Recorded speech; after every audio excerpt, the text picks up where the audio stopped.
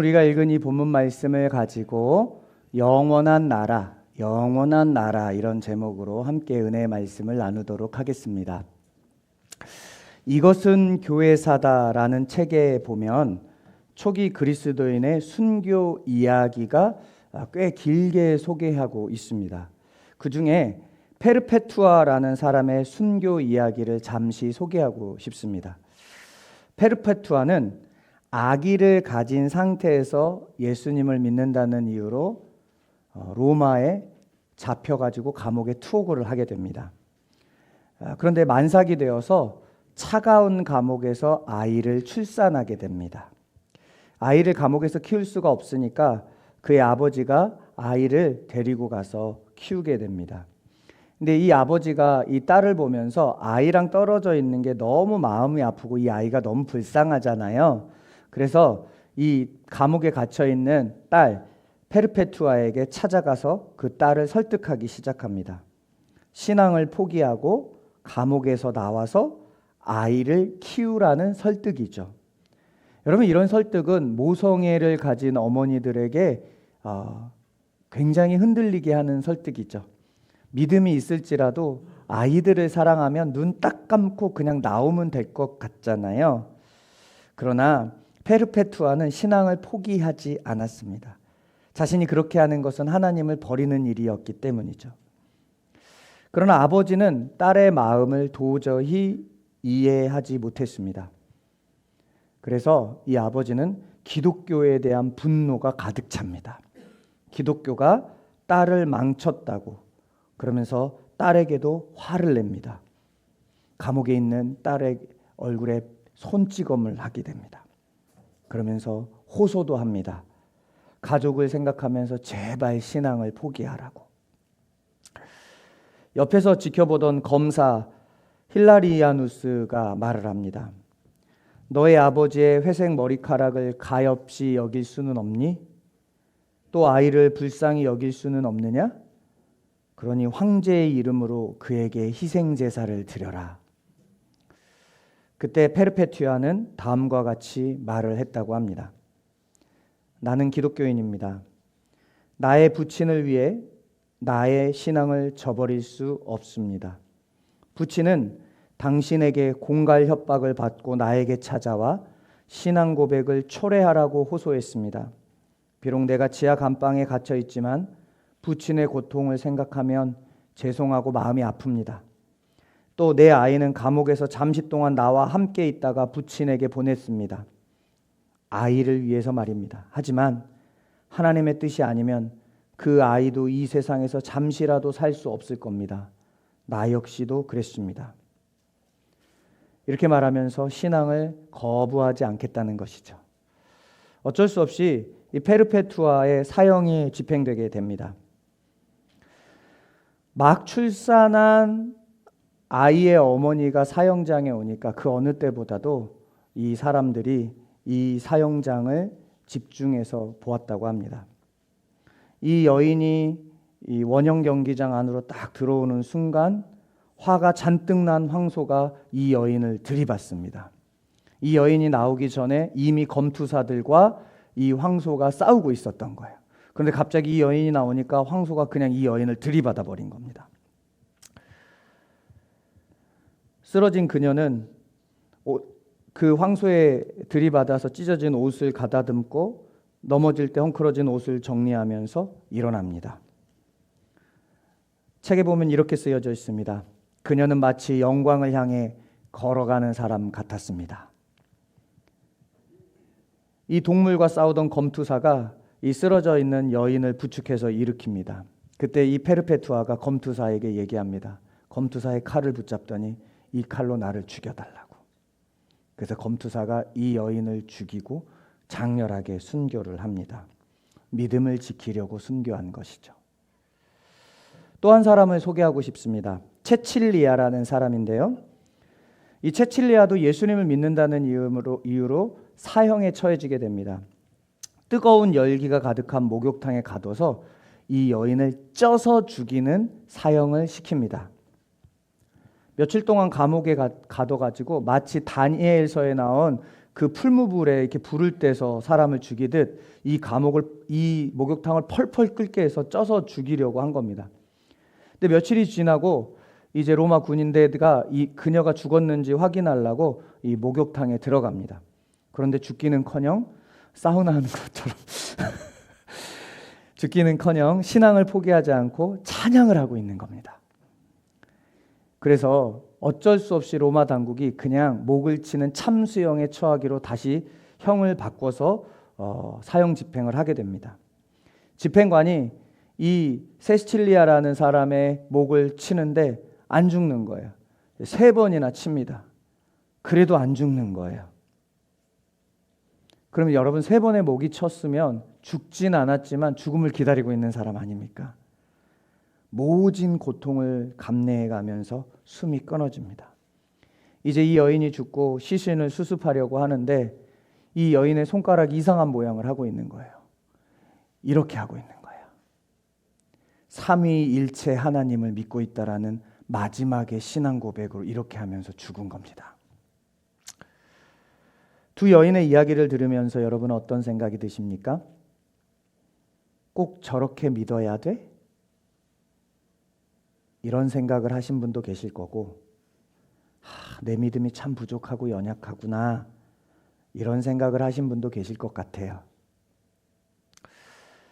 이 여인들이 모진 고통 속에서도 믿음을 버리지 않고 끝까지 신앙 고백을 할 수 있었던 이유가 뭘까요? 자신의 문제 해결, 또 기적, 이런 것들을 경험하는 신앙이 아니라 그것들도 너무 중요하지만 그것을 넘어서서 이들은 정말 본질적인 영원한 하나님 나라를 바라봤기 때문에 이런 믿음으로 나아갈 수 있었습니다. 여러분들은 무엇을 바라보면서 신앙생활 하십니까? 신앙이라는 것은 현실 문제 해결도 너무 중요합니다. 하지만 그것을 넘어서 영원한 하나님 나라를 바라보는 것이 정말 중요합니다. 여러분은 영원한 하나님 나라를 소망하고 계십니까? 전도 여행을 가게 된 바울과 바나바가 지난주에 비시디아 안디옥이라는 곳에서 회당에 들어갔던 이야기를 나누었습니다. 그곳에서 랍비의 자격으로 바울이 설교를 시작하게 됩니다. 지난주 바울이 어떤 내용으로 설교를 시작했냐면 이스라엘의 역사를 소개합니다. 그런데 그 이스라엘 역사 속에서 두 인물을 비교하죠. 누구를 비교했죠? 사울과 다윗이라는 왕을 비교합니다. 사울은 이스라엘의 최초의 왕이었지만 교만함 때문에 하나님께 버림을 받습니다. 그리고 이후에 다윗이 왕이 되죠. 근데 다윗의 삶을 보면 사울만큼이나 죄를 짓지만 하나님은 다윗을 향해서 뭐라고 했습니까? 하나님 마음에 합한 자. 그런데 지난주에 하나님 마음에 합한 자가 무슨 의미라고 했습니까? 하나님의 뜻을 따르는 자라고 얘기했습니다. 저와 여러분들이 다윗과 같이 하나님의 뜻을 따를 수 있는 하나님의 사람들이 되기를 축복합니다. 인간은 누구나 넘어질 수 있어요. 하나님 뜻을 따르다가도 넘어질 수 있는 게 우리 연약한 사람들입니다. 그러나 다시 일어나 또다시 하나님의 뜻을 따라가면 그 사람이 하나님 마음에 합한 사람들인 줄로 믿습니다. 그러니 여러분, 넘어져도 다시 일어나기를 축복합니다. 하나님은 우리에게 완벽함을 요구하시는 게 아닙니다. 여러분, 하나님께서 왜 우리에게 거룩하다고 하시는 줄 아세요? 우리가 여러분 밖에 나가서 도덕적인 죄를 안 지어서 거룩하다고 하시는 게 아니에요. 여러분, 우리 마음이 범죄하면 그건 이미 행한 것과 같이 여겨요. 그런 의미에서 하나님의 기준에 이를 수 있는 사람은 이 땅에 아무도 없습니다. 그러니까 하나님의 거룩의 기준으로 우리는 거룩하지 않아요. 그럼에도 불구하고 왜 우리가 거룩할 수 있습니까? 예수님이 거룩하기 때문에 그렇습니다. 예수님을 믿는다는 건 우리가 예수님 안에 들어가는 거잖아요. 그러면 우리는 예수님의 거룩함을 입게 되는 겁니다. 이걸 다른 표현으로 의롭게 되었다라고 얘기를 하는 것이죠. 여러분, 우리의 어떠함으로 거룩하게 되고 의로운 게 아닙니다. 오직 예수 그리스도의 십자가의 은혜로 의롭게 되었던 것이죠. 우리의 그런 연약함을 아시기에 하나님은 우리에게 완벽함을 요구하시는 게 아닙니다. 넘어지고 실패하고 깨져도 다시 일어나 주님을 따르기를 원하시는 게 하나님 아버지의 마음입니다. 그러니 여러분, 넘어지셨나요? 다시 일어나시면 됩니다. 우리 옆에 사람을 한번 축복하겠습니다. 우리 다시 일어나십시다. 아멘. 아멘. 역사 속에서 사울과 다윗을 비교해서 소개하고 있지만 지난주에 누구를 부각시키는 이야기라고 그랬습니까? 다윗. 하나님의 뜻을 따르는 다윗을 부각시키고 있습니다. 하나님의 뜻을 따라 하나님 마음에 합했던 다윗을 하나님께서 축복하는데요. 사무엘하 7장 12절에서 16절 화면을 보면서 함께 읽어보도록 하겠습니다. 함께 읽겠습니다. 시작. 내 수완이 차서 내 조상들과 함께 놀 때 내가 내 몸에서 날 내 씨를 내 뒤에 세워 그의 나라를 견고하게 하리라. 내 이름을 위하여 건축할 것이요 나는 그의 나라 왕위를 영원히 견고하게 하리라.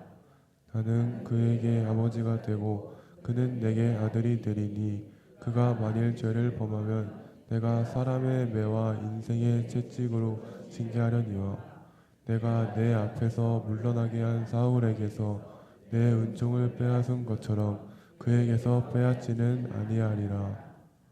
내 집과 내 나라가 내 앞에서 영원히 보존되고 내 왕위가 영원히 견고하리라 하셨다 하라. 16절 한 번만 더 읽어보겠습니다. 시작. 내 집과 내 나라가 내 앞에서 영원히 보존되고 내 왕위가 영원히 견고하리라 하셨다 하라. 아멘. 하나님께서 왕이 된 다윗에게 다윗의 왕권이 16절에 어떻게 하겠다는 거예요? 영원히 보존되고 이어지게 하겠다라고 약속하시면서 축복하셨습니다. 그런데 문제가 생겼습니다. 다윗을 지나서 솔로몬 때 이스라엘의 신앙이 흔들리기 시작합니다. 솔로몬은 하나님의 뜻을 따랐던 다윗의 길과 다른 길을 갑니다. 그 결과 어떻게 되냐면 이스라엘 나라가 남쪽과 북쪽으로 쪼개집니다. 남쪽과 북쪽으로 나라가 쪼개지긴 했지만 원뿌리는 어디입니까? 다윗입니다. 그러나 두 나라 모두 다 하나님을 떠나서 어떻게 되냐면 멸망의 길을 가게 됩니다. 결국 북쪽은 아수르라는 제국에 의해서 멸망당하고요. 남쪽은요, 바벨론이라는 제국에 의해서 멸망을 당해버립니다. 분명 앞서 사무엘하에서 하나님께서 다윗 왕국이 영원할 거라고 축복하시면서 약속하셨잖아요. 근데 여러분, 하나님의 약속은 반드시 이루어집니까? 안 이루어집니까? 이루어집니다. 푸른 마르고 꽃은 시드나 주의 말씀은 영원하다. 그 말이 무슨 말이냐면 이루어지고 응답된다는 말입니다. 믿으십니까? 그러면 다윗 왕권이 영원해야 돼요. 그런데 문제가 뭐예요? 나라가 망해버린 겁니다. 망해서 이스라엘 나라가 포로로 끌려가게 됩니다. 이런 모습을 보면서 아마 이스라엘 백성들은 도저히 믿기 어려웠을 거예요. 왜냐하면 하나님이 다윗의 왕권이 영원할 거라고 약속했기 때문에 그렇습니다. 이런 이해되지 않는 상황 속에서 바벨론이라는 나라는 다시 페르시아에 의해서 멸망을 당합니다. 이 페르시아의 첫 번째 왕이 고레스라는 왕인데요. 세계 역사 속에서는 큐리오스 왕으로 소개를 되는데요.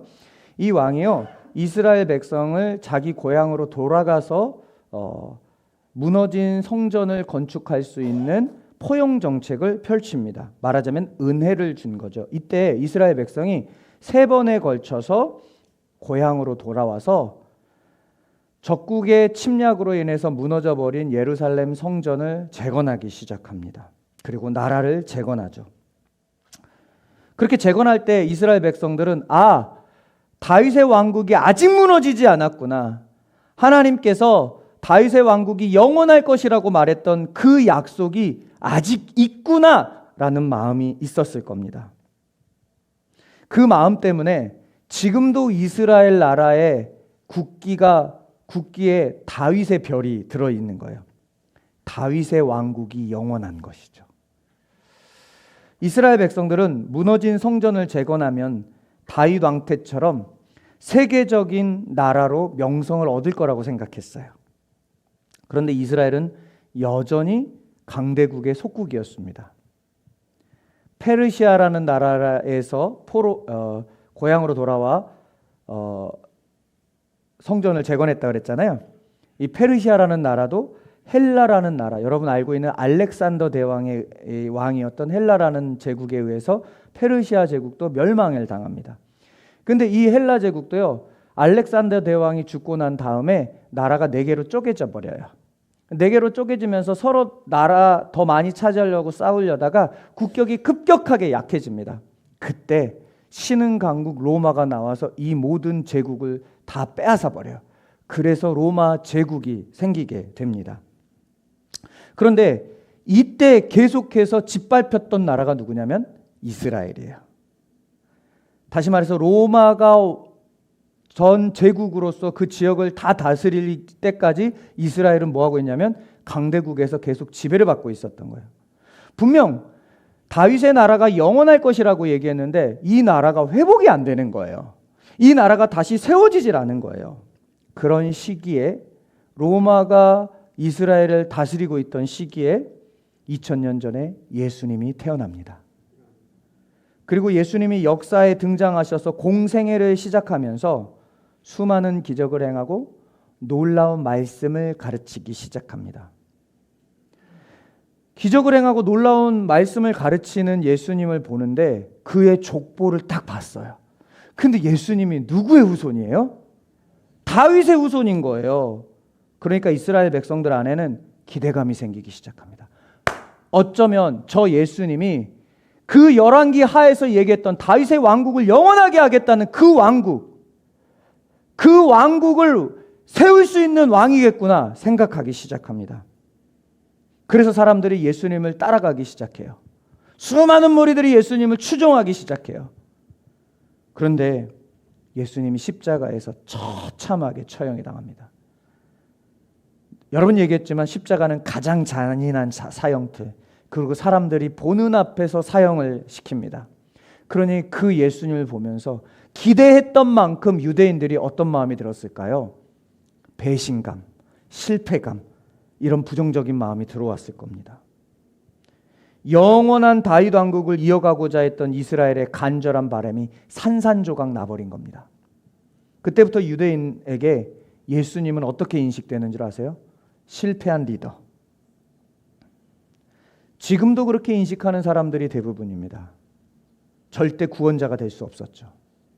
그런데 십자가에 달리신 예수님을 믿었던 초기 예루살렘 교회가 이상한 말을 하기 시작합니다. 예수님이 이스라엘을 구원할 메시아, 예수님이 온 세상을 구원할 메시아라는 거예요. 여러분, 유대인 입장에서 예수님이 다윗의 후손이긴 하지만 어떤 지도자라고요? 실패한 지도자예요. 그런데 교회에서는 자꾸 예수님이 구원자라는 거예요. 이해할 수 없었습니다. 지금 설교를 하고 있는, 지금 사도행전 13장에 우리가 읽었던 본문은 바울이 설교하는 내용인데, 지금 설교를 하고 있는 바울도 전통 유대인입니다. 바울도 전통 유대인으로 과거에 예수님이 구원자라는 걸 믿었습니까? 안 믿었습니까? 안 믿었습니다. 그래서 예수님 믿는 사람을 핍박했고 오히려 예수님 믿는 사람을 잡아들였습니다. 그랬던 바울이 예수님이 구원자라는 사실을 믿게 됩니다. 다메섹 도상에서 부활하신 예수님을 만나니까 믿을 수밖에 없는 겁니다. 여러분, 우리가 왜 안 믿어지는 줄 아세요? 예수님을 아직 안 만나서 그래요. 여러분, 우리가 왜 안 믿어지는 줄 아세요? 교회 다녀도요, 말씀이 나를 안 부딪혀서 그래요. 그러니까 교회 다녀도요, 믿는 척해도 안 믿는 사람들은 여전히 있습니다. 그러나 저는 간절히 소망하는 것, 우리 경안 가족들은 예수님 정말 믿으셨으면 좋겠어요. 그래야 하나님 나라 백성 되잖아요. 그런데 여러분, 예수님을 만나야 예수님을 믿을 수 있습니다. 여러분이 예수님을 믿고 있는 건 이미 예수님 만나신 거란 증거잖아요. 부활의 주님을 바라보지 못하면 믿음이 바로 서지 못합니다. 두 순교자, 어떻게 그 믿음을 지킬 수 있었죠? 부활하신 주님을 바라봤기 때문입니다. 바울은 누구보다도 예수님을 거부하는 유대인들의 마음을 이해했습니다. 왜냐하면 자신이 예수님을 거부했던 사람이기 때문입니다. 그런 바울이 오늘 본문에서 그럼에도 불구하고 회당에 있는 유대인들에게 왜 예수님이 메시아인지를 설명을 합니다. 이스라엘 백성이 이해하고 있는 다윗 왕국에 대한 오해가 유대인들에게 있었습니다. 지금 바울은요, 그 오해를 풀어주면서 복음을 전합니다. 이스라엘 사람들은 다윗 왕국을 어떤 왕국이라고 생각했냐면요, 눈에 보이는 나라로서의 왕국이라고 생각했습니다. 여러분, 눈에 보이는 나라 다윗의 왕국이 사실 영원하려면 다윗이 죽어야 됩니까? 안 죽어야 됩니까? 안 죽어야죠. 그런데 다윗은 죽었습니다. 그래서 36절 오늘 이렇게 말해요. 다윗은 당시에 하나님의 뜻을 따라 섬기다가 잠들어 그 조상들과 함께 묻혀 썩음을 당하였다라고 이야기를 합니다. 영원한 다윗의 왕국이 되려면 다윗이 살아있어야 하죠. 그런데 죽었습니다. 그런데 그 죽음을 이기고 부활하신 분이 계십니다. 바로 유대인들이 실패한 리더라고 했던 다윗의 자손 예수님입니다. 그분에 대한 이야기가 37절에 나와 있습니다. 하나님께서 살리시는 이는 썩음을 당하지 아니하였나니. 육신의 나라는 영원할 수가 없습니다. 영원할 것 같았던 로마도 망했고요. 영원할 것 같았던 조선도 500년 만에 망했습니다. 만약 대한민국, 이스라엘 이런 세상 나라로 영원한 나라가 있다고 할지라도 우리가 언젠가는 죽기 때문에 영원한 나라가 있어도 우리가 영원한 나라를 경험할 수 없습니다. 그런데 죽음이 아무 의미가 없는 존재에게는 어떤 나라든 어디에서 살든 영원한 나라를 경험할 수 있습니다. 조금 어려운 말이에요. 죽음을 극복하고 부활하신 분이 계십니다. 바로 예수님이죠. 그러니 예수님을 통해서 영원한 나라가 주어지는 겁니다. 하나님이 사무엘 하에서 다윗을 축복하면서 영원한 왕국을 주시겠다는 약속은 대한민국, 일본, 중국 이런 세상 나라를 말하는 것이 아니라 죽음을 이기신 예수님이 계신 하나님 나라를 이야기했던 거예요. 그 하나님 나라, 영원한 나라, 그 나라를 다윗의 후손을 통해서 주겠다라고 약속하신 거예요. 그분이 누구라고요? 예수님. 오늘 본문 40절, 41절을 성경을 보면서 함께 읽어보겠습니다. 시작. 그런즉 너희는 선지자들을 통하여 말씀하신 것이 너희에게 일렀으되 보라 멸시하는 사람들아 너희는 놀라고 멸망하라. 내가 너희 때를 당하여 한 일을 행할 것이니 사람이 너희에게 일러줄지라도 도무지 믿지 못할 일이야 하였느니라 하니라. 아멘. 지금 읽었던 이 40절 41절 말씀을 쉽게 얘기하면 이런 말입니다. 하나님의 일하심에 대하여 올바른 믿음과 이해를 가져야 한다는 겁니다. 만약 그것을 이해하지 못하면 너희는 놀라고 망할 수 없다라는 경고의 말씀입니다. 여러분, 하나님이 일하셔서 예수님 십자가에 못 박혀 죽으시고 부활하게 하신 이유가 뭡니까? 이 땅에서 우리의 문제를 해결하기 위함이 아닙니다. 물론 하나님은 우리의 문제를 해결해 주시고 우리가 먹고 사는 문제도 관심을 가지시는 분은 맞습니다.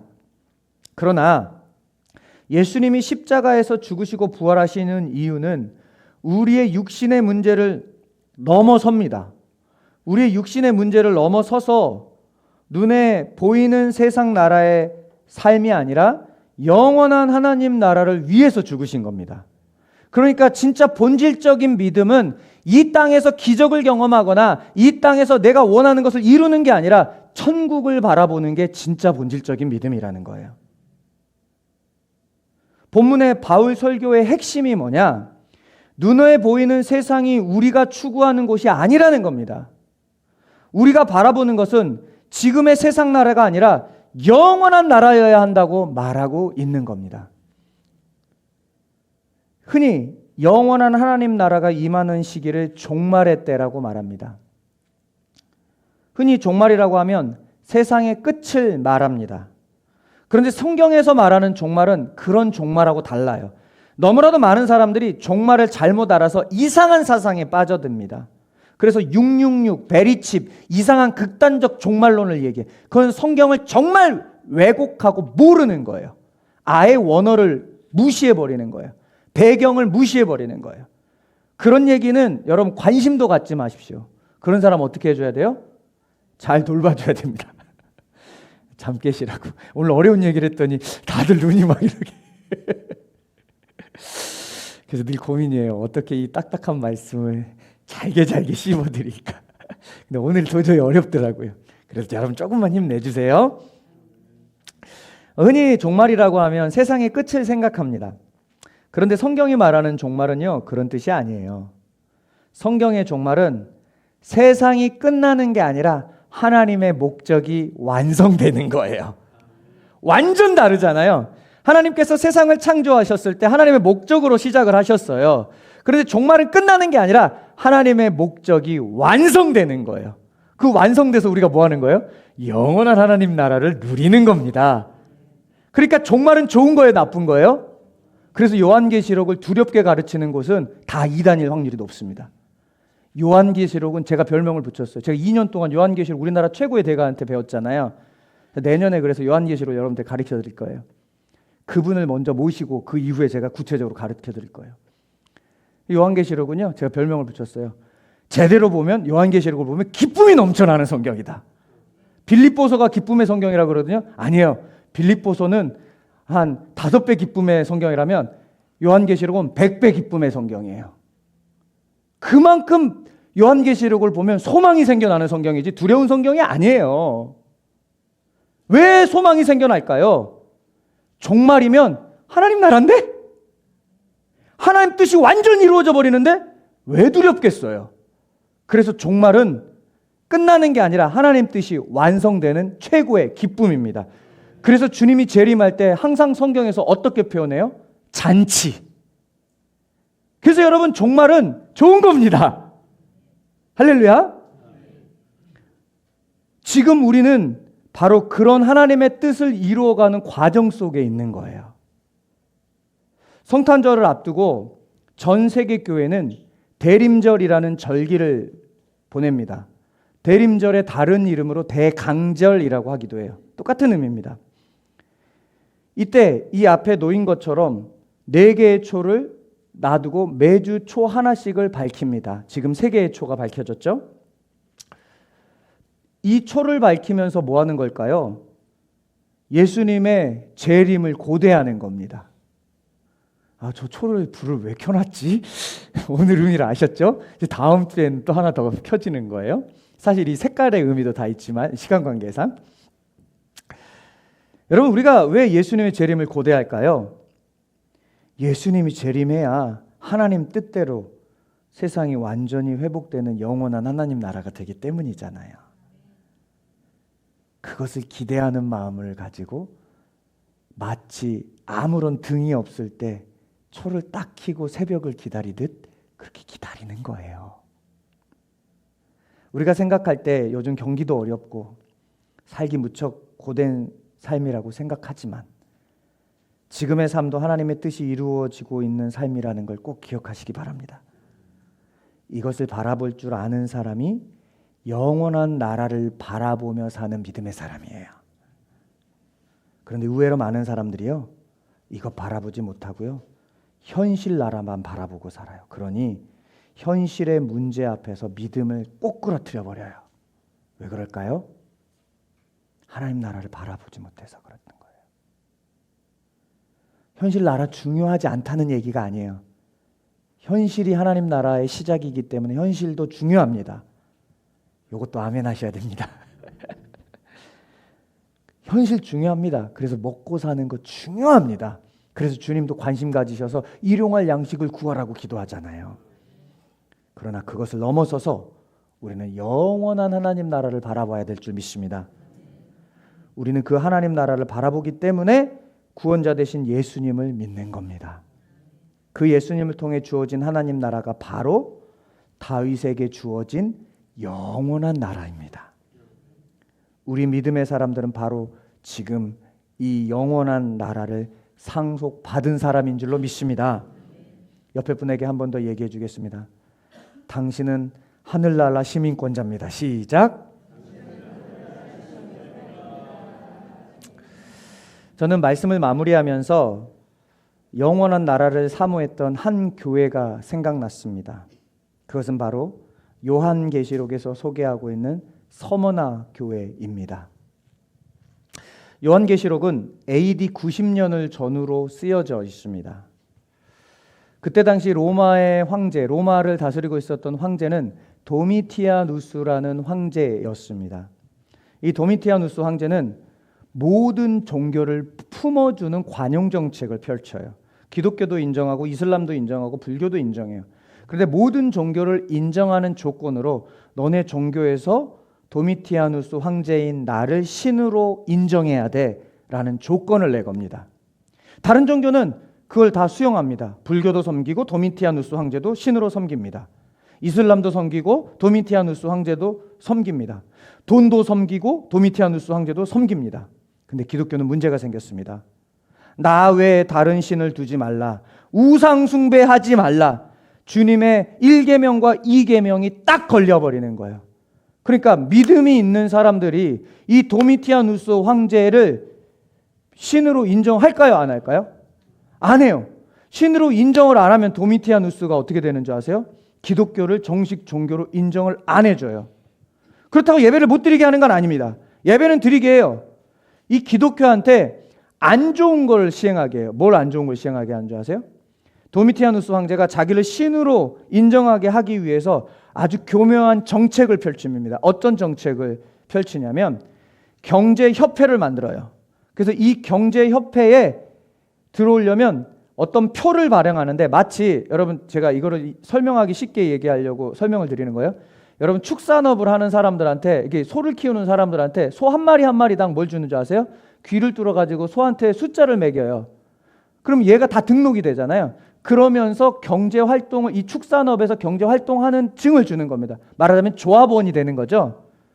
이 조합원의 증서를 이 도미티아누스 황제가 각 사람에게 주는 거예요. 그런데 어떤 사람이 이 증서를 받아요? 도미티아누스 황제를 신으로 믿는 사람들. 자, 문제가 생겼어요. 기독교인들한테 너 신으로 인정하니 안 인정하니? 그랬을 때 인정하면 경제활동 해요, 안 해요? 할 수 있어요. 근데 도미티아누스 황제를 신으로 인정 안 하면 어떻게 되냐면 이 조합의 증서를 안 줘서 경제활동을 못 해요. 그럼 그때부터 어떤 어려움이 와요? 경제적인 어려움이 오죠. 실제적으로 죽이는 시대가 아니었어요. 요한계시록은 이런 경제적으로 어마어마 어려운 상황이 오게 된 거예요. 그때 믿음을 끝까지 지키면서 도미티아누스 황제의 그 신을 인정하지 않는 교회가 누구였냐면 바로 서머나 교회였어요. 그 서머나 교회를 향해서 요한계시록 2장 9절은 이렇게 말합니다. 함께 화면을 보면서 읽어보도록 하겠습니다. 시작! 내가 내 환난과 궁핍을 알거니와 실상은 내가 부요한 자니라. 자칭 유대인이라 하는 자들의 비방도 알거니와 실상은 유대인이 아니요 사탄의 회당이라. 조금 띄워주세요. 내가 네 환난과 궁핍을 안대요. 환난과 궁핍이 왜 생겼는지 아시겠죠? 믿음을 지키기 위해서 도미티아누스 황제로부터 조합 티켓을 안 받다 보니까 경제 활동을 못해서 살기 너무 어려운 상태. 그런데 이 사람 가난할 거 아니에요? 그런데 실상은 뭐라고요? 누가 말씀하신 거예요? 하나님. 교회 안에도 하나님 보셨을 때 부요한 자가 있고 하나님 보셨을 때 가난에 찌들어진 사람이 있어요. 그 가난에 찌들어진 교회가 누구였는지 아세요? 제가 오늘 소개하진 않았어요. 라오디게아 교회예요. 라오디게아 교회는 돈을 많았어요. 돈이 많았다는 건 뭐예요? 환난과 궁핍을 경험하지 않았다는 거죠. 왜 환난과 궁핍을 경험하지 않았어요? 우상을 섬겼거든요. 그때 예수님께서 이렇게 얘기해요. 문 밖에서 두드리노니. 그 얘기 거기서 나와요. 내가 볼지어다 네 문 밖에서 두드리는데 너 내 말 듣고 내 뜻을 따라야지. 그래야 내가 너랑 함께 산다. 이게 그때 나오는 거예요. 그러면서 그 성경을 보면 뭐라고 나오는지 아세요? 네가 많은 것을 가졌지만 네가 가난한 자다. 영원한 나라를 바라보는 사람들은 하늘의 부요함을 추구할 겁니다. 그러나 땅의 나라를 바라보는 사람들은 땅의 부요함을 추구할 겁니다. 돈을 벌지 말라는 말이 아닙니다. 할 수만 있으면 부자 되세요. 그런데 삶의 가치가 하나님 나라를 향하고 있는지 돈을 향하고 있는지를 묻는 겁니다. 그러나 서문학교회는 끝까지 믿음 안에 서면서 하나님 앞에서 부요한 자로 섰어요. 그렇게 설 수 있었던 이유가 뭐예요? 영원한 나라를 바라봤기 때문에 그래요. 그런데 그 영원한 나라를 바라보는 사람들에게 자칭 유대인이라고 하는 자들이 뭐 했어요? 비방했어요. 자칭 유대인이라고 하는 사람들이 뭔지 아세요? 자칭 스스로 유대인이라고 했다는 거잖아요. 이걸 우리식으로 얘기하면 스스로 진짜 믿음의 사람인 척하는 사람들이 꼭 그렇게 믿어야 되냐? 이렇게 얘기하더래요. 그런데 실상은 뭐래요? 이거 예수님이 직접 말씀하신 말씀입니다. 제가 말한 게 아니고 빨간 글씨로 나와 있어요. 빨간 글씨에 누가 하신 말씀?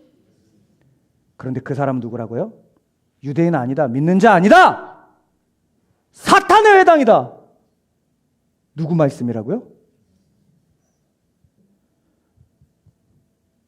여러분, 서문학교회가 가졌던 부요함이 우리에게도 있기를 소망합니다. 그런데 이런 믿음을 가질 수 있었던 이유, 현실을 넘어 영원한 하나님 나라를 보았기 때문입니다. 대림절 보내고 있는 우리, 주님을 기대하며 영원한 하나님 나라를 바라봤으면 좋겠어요. 우리 앞서 찬양할 때 얘기했지만, 또 앞에 부분에서 얘기했지만, 넘어질 수 있어요. 우리 연약하니까. 다시 일어나 영원한 하나님 나라를 바라보기를 소망합니다. 여러분, 우리가 끝까지 믿음을 지킬 수 있는 이유는요, 이 땅의 나라가 아니라 영원한 나라를 바라볼 때임을 꼭 기억하시기 바랍니다. 기도하겠습니다.